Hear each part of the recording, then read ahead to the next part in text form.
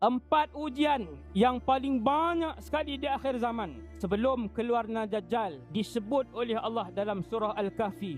Para ulama tafsir sebut dalam surah Kahfi memang tidak disebutkan perihal Dajjal, tetapi Allah sebut 4 ujian yang paling banyak akan berlaku di akhir zaman nanti sebelum kemunculan Dajjal. 4 ujian itu Allah sebut menerusi 4 kisah di dalam surah Kahfi. Balik lepas ni buka surah Kahfi. 4 ujian dugaan terbesar sebelum keluarnya Dajjal. Disebutkan oleh Allah 4 dugaan itu menerusi 4 kisah. Yang pertama, kisah Ashabul Kahfi. Ia melibatkan ujian kepercayaan, i'tiqad kita kepada Allah Subhanahu wa taala. Kisah Ashabul Kahfi. Yang kedua, kisah 2 orang sahabat, yang seorangnya Islam, yang seorangnya kaya raya, tetapi tidak beriman dengan hari akhirat, tidak beriman dengan hari kebangkitan. Maka ia adalah fitnah harta. Yang ketiganya, kisah Nabi Musa dan Nabi Khadir. Ia adalah berkaitan dengan ujian ilmu, yang mana ramai orang-orang yang jahil akan bercakap.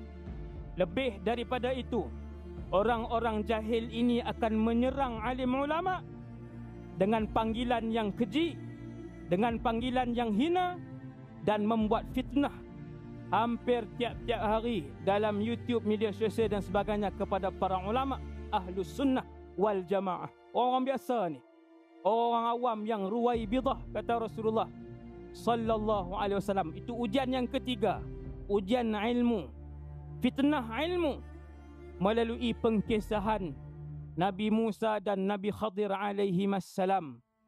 Dan ujian yang keempat adalah ujian kuasa, fitnah kuasa melalui kisah Zulqarnain. 4 ujian yang paling banyak sekali di akhir zaman sebelum keluarnya Dajjal disebut oleh Allah dalam surah Al-Kahfi. Maka Allah turunkan surah Kahfi sebagai perisai terkuat. Wahai umat Nabi Muhammad sallallahu alaihi wasallam, pada malam ni sesungguhnya Allah menyediakan pelindung yang terkuat untuk setiap umat Rasulullah sallallahu alaihi wasallam untuk tidak dapat didekati oleh Dajjal dan tentera-tenteranya, ialah dengan menjaga iman dan akidah yang betul, menjaga ibadah dan juga mengamalkan surah Al-Kahfi. Amalkan surah Kahfi, 10 ayat yang terawal, 10 ayat yang terakhir setiap hari. Insya-Allah, saya sebut malam ni, tuan-tuan akan melihat kesan insya-Allah bagaimana Allah menjaga kita daripada seluruh fitnah-fitnah kecil yang berlaku hari ini sebelum keluarnya bapa segala fitnah dan ujian, iaitulah Dajjal laknatullahi alaih.